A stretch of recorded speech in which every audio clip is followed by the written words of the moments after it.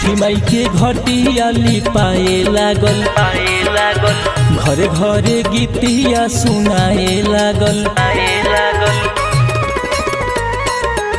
छठी माई के घटियाली पाए लागल घरे घरे गीतियो सुनाए लागल देरी जन करी दौरा धरी अपना माथ पे पिया छठियस कइल जाई से मरी के घाट पर छठियस कइल जाई बगसर के घाट पर।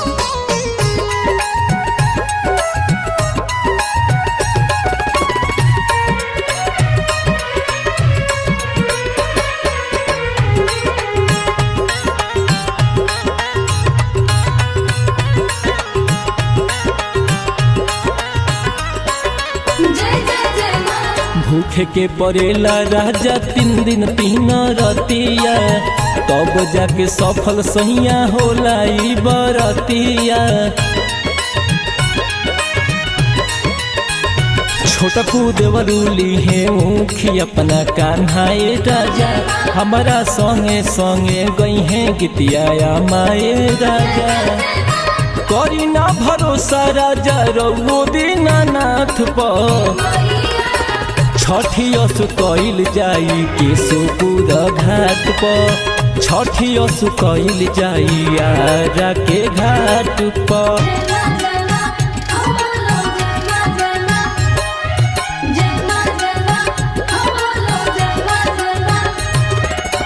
प्रेम से बोलिए छठी मैया की।